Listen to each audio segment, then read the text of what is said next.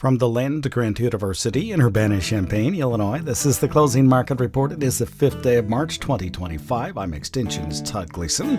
Coming up, we'll talk about the commodity markets with Greg Johnson from Total Grain Marketing, the Champaign County Elevator.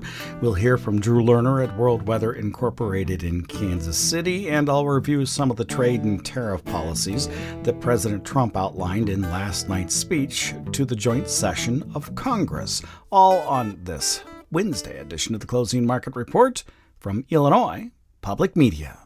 Todd Gleason's services are made available to WILL by University of Illinois Extension. Well, May corn for the day settled. The nearby contract at $4.55 3/4, up 4 1/4. July $4.63 1/4, 4 higher. In December, new crop unchanged, $4.46 3/4 the settlement price. May beans $10.11 3/4, 12 3/4 higher. July 10.25 up 11 1/4. November $10.09 up 6 cents. Bean meal futures $6.30 higher. The bean oil for the day 15 cents higher. Wheat futures up 11.5 in the nearby May. July, the harvest month, 10 3/4 higher. Settlement price there at $5.62. The hard red July at $5.71 1/4, up 8 cents on the afternoon. Live cattle futures up $1.90 for the day. Feeder cattle $3.57.5 higher, and lean hogs up $2.35. Greg Johnson from TGM, that's TotalGrainMarketing.com, now joins us on this Wednesday as usual. Thank you, by the way, for being at the All-Day Ag Outlook at the Beef House yesterday. Nice crowd, really good stuff happening all day long. I appreciate the work that you and Ellen Dearden did in the morning, along with all the rest of our panelists. Danny Poff was there in the morning, too, with you. Fantastic day, and I know the crowd was so appreciative of what you had to say. Not a lot to work with, actually, with soybeans, but you did get to get a few things across, I think, for producers to consider as we go forward. Did anything change from last night as you listened to the president? Still a lot of uncertainty. The president says we may have to endure a short period of pain, as we transition. So nothing real friendly came out of that, but historically, Trump knows that the Midwest is some of his biggest support. So you would like to think that his policies will take that into account when it all is said and done. I thought as I was watching that last night, and he started to talk about other types of barriers rather than tariffs that some countries use. And usually that's, phytosanitary or something along those lines. Often has to do with foreign material. And I thought, man, if he only knew FM was the name we use for all that stuff, that would be that might have been made for a more interesting listen. But it did concern me because he mentioned that, and then he turned around, and we'll hear this in the news segment in just a second. He mentioned that, and he turned around and he talked about it again when he was talking about the imposition of tariffs by the United States. And he specifically mentioned incoming agricultural products and the FM or phytosanitary issues that some of them might have. And that one concerned me as to the president possibly considering those also as an option to manage the trade war that we're entering now. Does that make a difference to you? Well, it probably does in the big picture, but being a corn and bean buyer and talking to mainly corn and soybean producers, we do not import a lot of corn and soybeans. So even if we use non-tariff barriers like phytosanitary, that's not, we don't import a lot of corn and beans to begin with. So I'm not sure that, that's going to really help us out at, very much at all as corn and soybean producers. Now, maybe other commodities, would have a different view on that, but I'm not sure that that's real friendly corn or soybeans. Well, I wondered about it mostly because Chinese have already used that with the Brazilians in this marketing year. I suppose they could reject cargoes from the United States. Sure. Exactly. I mean, and the Chinese could devalue their currency. They could, they can manipulate the currency. They can do some other non-tariff structure type things to, to cut down on imports and to increase exports. So yeah, tariffs aren't the only barriers. There are other options, but I still would like to continue to think that this is all part of a negotiating tactic, and that hopefully cooler heads will prevail, and that we can get something worked out with Canada and Mexico, if not China, sooner rather than later. What are your expectations for farmers at this point? What should they have taken away from last night? What should they be doing as it's related to thinking about old and new crop sales? Well, there's a little bit more of a story in corn than there is in soybeans. So number one, I would say since we've dropped in the corn market, we've lost 62 cents of the $1.03 that we gained. I would say, the horse is out of the barn, so there's really not a lot to do with corn at this point. When we were up higher, yes, we should have been making some sales, but and some people did. But now that we're 62 cents lower, I think we just have to be patient because, like I said, there is a story. We have demand, not only out of Mexico, but other countries are buying U.S. corn. So there is demand. The ending stocks number has continued to come down from 2.2 down to 1.5, and maybe that's as tight as it gets, but that's certainly better than something with a 2 in front of it. And then we've got South America's double crop corn planted about 2 to 3 weeks later than normal. They could still have a good crop. It's too early to say, but it does raise the risk that they will be pollinating and filling during some of their hotter and drier parts of the year. So there's still a long ways to go. And even if we do plant more acres of corn here, the weather's going to have the final say on how many acres we plant and what kind of yield we get attached to those acres. It's already too wet in the southeast, and people are talking a little prematurely, I think, but talking about prevented plant acres or switching acres down there. And then, of course, we all know how dry it's been from here on west, and nothing that a couple of good inch rains wouldn't take care of. But nevertheless, as of today, we're on the dry side. So there's some concern. There'll be some risk premium put in the market relative to the weather. So I think corn has a little bit more of a story to sell, and I think farmers should be patient on corn. Soybeans, we gained 85 cents from the August lows, and we've given back 79 cents of that 85-cent rally. So we're right back where we started, kind of in the lower half of the range, just barely. If you use $10 for a midpoint, we're kind of right at that today. So it's hard to get real excited about selling beans, but if we have a little bit of a rally as a result of maybe this trade talks getting worked out a little bit better, I would be more willing to sell beans on a small rally than I would corn on a small rally at these prices. Do you expect USDA in any significant way to update the supply and demand tables in next week's WASDE report? The demand for corn, both ethanol and exports, are ahead of pace, so I wouldn't be surprised if we increase exports and increase ethanol a little bit. But the flip side is feed usage doesn't seem to be very good, especially with the bird flu and cattle numbers being at all-time lows, not 70-year lows anyway. So I guess the one might offset the other, and the 1.5 billion is probably, I think that's probably net effect. They may change some numbers around, but I think that the bottom line is the ending stocks number stays about the same. And on soybeans, I don't think they will try to incorporate any potential trade war fatalities in the March report. I think they'll wait a while until they see whether that really plays out or not. So I guess I'm not looking for much change, but if we never look for much change and then we get something, so that's why we have big price moves one way or the other on days of the report. So I guess we'll have to wait and see. Now, I was wondering, mostly because Mexico is the number one importer of corn, and we already have a tariff in place. Mexico could make moves in the future, I suppose. USDA will consider that as a policy that's there, I suppose, and that could change. Looking forward, though, the 94 million acres that USDA came out for the Ag Forum for corn, do you think that'll change at the end of the month? Farmers would have been surveyed around March 1. Right. I think that's the right number. I think that's what farmers really do intend to plant. Now, whether the weather will have the final say as to whether we actually get that many acres planted or not.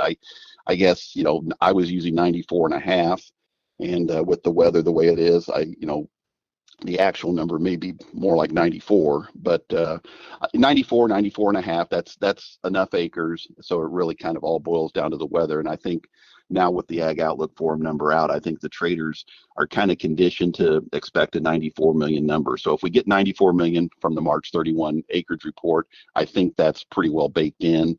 And like I say, it'll be tariffs and weather that will move this market next if the number comes out at 94 million. Thank you much. We'll talk with you again next week. Thank you, Todd. That's Greg Johnson. He is with TGM. That's TotalGrainMarketing.com. Let's talk a little bit about the president's speech last night. As you've already heard, he alluded to tariffs, of course, more than once. We'll pick up with a portion of the speech where he concentrated on his use of tariffs as it's related to trade and fairness.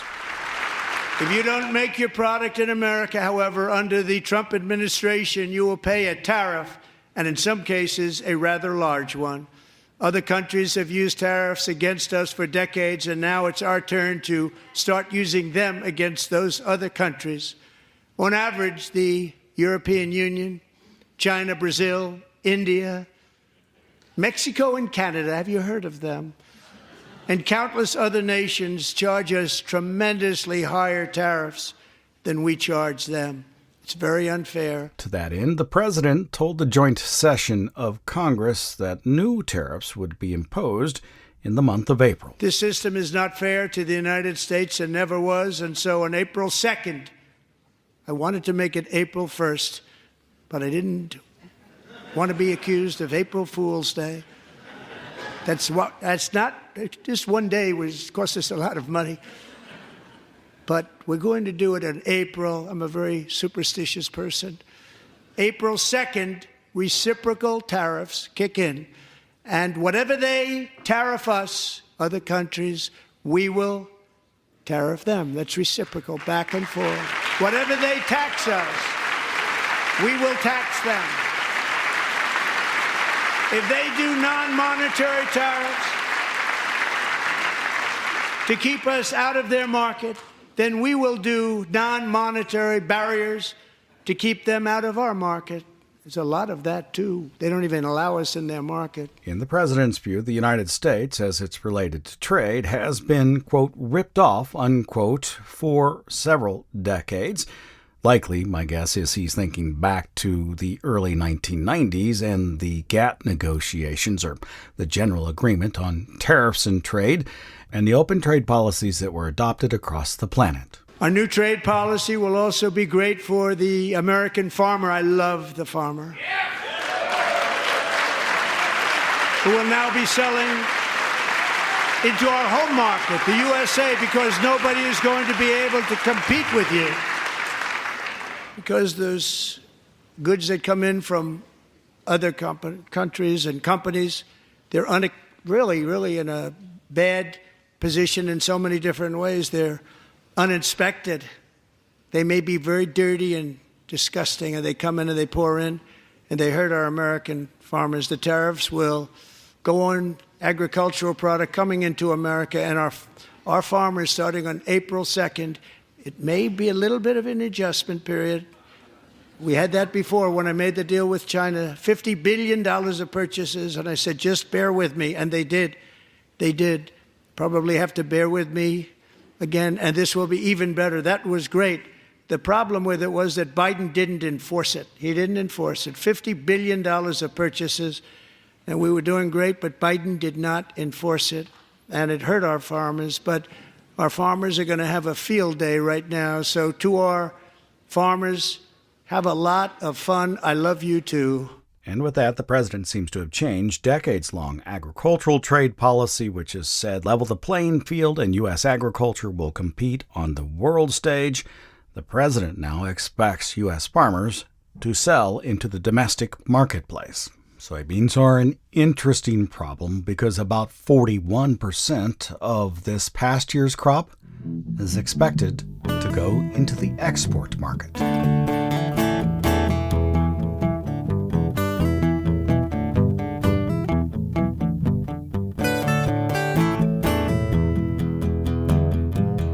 Drew Lerner now joins us to take a look at the weather forecast for the global growing regions across the planet. We have a lot of ground to cover today, Drew. Can you put into context the safrinha or second crop planting rate and the weather for me? Absolutely. In the last couple of weeks, we've seen these farmers really hustle to try to get their crops, their soybean crop harvested and then get that safrinha corn in the ground. Well, the latest statistics from CONAB suggest that as of Sunday, the safrinha corn, second season crop, had been planted on about 89% of the total acreage. So it has about 11% that's left.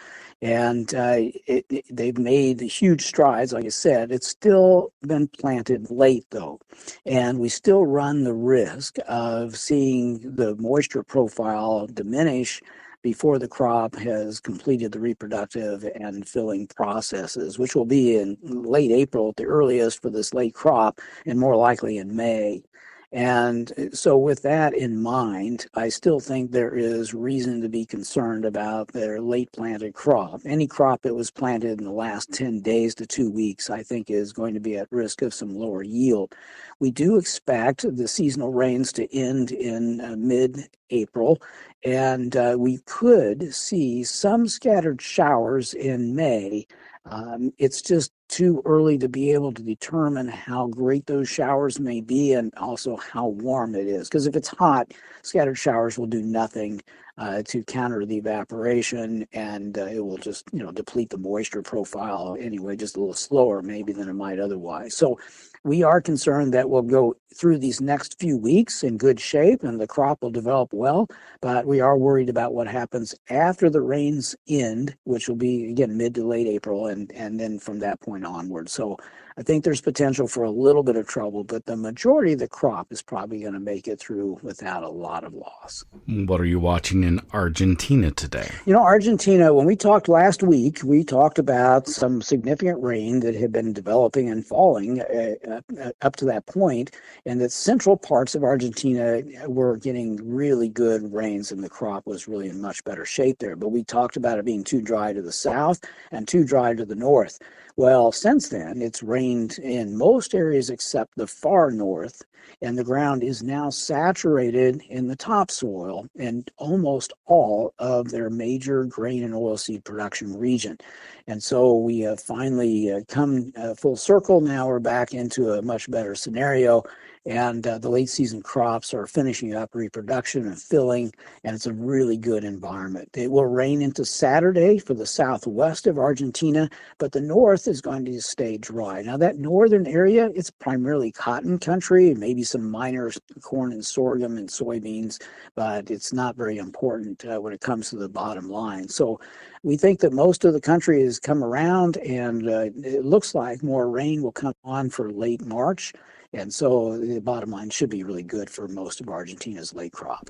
Here in the United States, yesterday we were expecting more rainfall, I think, than we had gotten in Champaign County, Illinois. We had Sue Martin in for our all-day outlook. She's from central Iowa, flew in and out without really any problems. However, sent me a photo from her backyard this morning. She was snowed in and had to work from home. Has substantial drifts there. Really a winter blizzard. Cold, a lot of snow, wind. Tell me about all the things that have been happening. Yeah, that was a powerful storm. It developed very quickly. I'm not sure if it qualified completely for a bomb cyclone. I forgot to go look at that data, but this low pressure center started in Kansas and just grew and grew and grew overnight. And it did produce blizzard conditions in many areas in Colorado, Nebraska, South Dakota, and Iowa. Parts of Minnesota, and now in Wisconsin. Wind speeds in western Kansas, not so much the blizzard part of the storm, but Garden City, Kansas, had a wind gust yesterday afternoon, 84 miles per hour. And we saw gusts occurring in most of eastern Nebraska and eastern Kansas through Iowa into southern Minnesota, ranging from about 45 to around 67 miles per hour. And that started with rain, and then it got colder overnight, and everybody started seeing snow. And yeah, blizzard conditions occurred. There's been some impressive snows. I think up around Minneapolis, they ended up with more than 10 inches. They had 2 to 6 or 7 inches occurring across a lot of these other areas. So yeah, pretty impressive. And off to the east, of course, we had severe thunderstorms for a little while and some heavy rain. It smells like spring, right? This is all the kind of thing you'd see in spring. And I think that's what's happening. The atmosphere is responding to another shot of cold air coming down from the north while we warmed up this past week. And so I think this is a great sample of what we should expect this spring. I think we're going to have a lot of severe weather, a lot of powerful storms occurring like this. And so the eastern Midwest may be a bit too wet for a little while, and the West may get a little bit wetter, which can be helpful since they still have moisture deficits hanging around. Were you looking too at the springtime weather in Europe and the Black Sea area? Yes, just this past week, we took a deep dive into the situation over there. There's been a lot of chatter about Russia's southern region and eastern Ukraine because they were so dry when they planted last autumn. And there's been a lot of discussion about the fact that it's still dry there. Well, if you look at their topsoil moisture, it's actually better than it was last autumn, and there's room for crop to improve there if they can get timely rain this spring. So we took on this study, and what we found was that the deep soil moisture down at the root level and really down into almost the groundwater level, what we found was that there are tremendous deficits still common in most of Eastern Europe, really from Poland down into the lower Danube River basin and across Ukraine into Russia's southern region.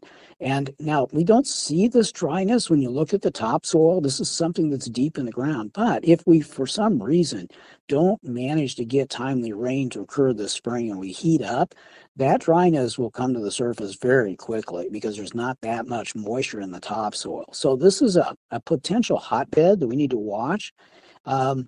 The forecast that we have come up with here for the next several weeks is that a northwest flow is probably going to dominate this part of the world. So that will be a below normal precipitation bias, and temperatures will be normalish to below normal at times. So that will help to conserve that moisture, but it's not going to bring in a lot of new moisture.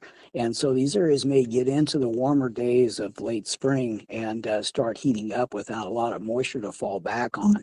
So the potential there is, we could run into a little problem. Now, I will tell you this. Our study for the spring did show an improvement in rain potential in May, maybe late April too. So it may turn out to be one of those situations where everybody's really worried about this, and at the last minute we start getting rain. So don't be quick to make a decision on that, but keep a close eye on it. I'll try not to. Hey, thank you, Drew. I appreciate it. All right. Have a great day. Good week. You too. That's Drew Lerner. He is with World Weather Incorporated in Kansas City. Joined us on this Wednesday edition of the Closing Market Report. It came to you from Illinois Public Media. I'm Extension's Todd Gleason.